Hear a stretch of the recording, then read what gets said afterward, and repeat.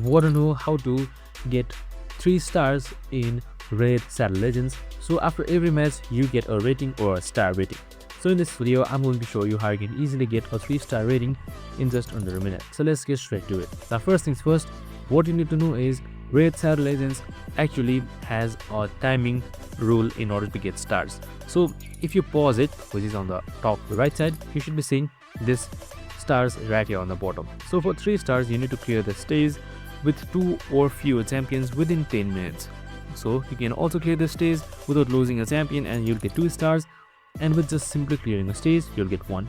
So since we want to clear the entire stage with 3 stars, you can just simply play strategically. So as you can see right here, after a while I'm going to show you how to get 3 stars. So as you can see, I have 2 of my champions still alive, and if it's cleared within 3 minutes you get an easy 3 star, and that's it. Super simple and easy.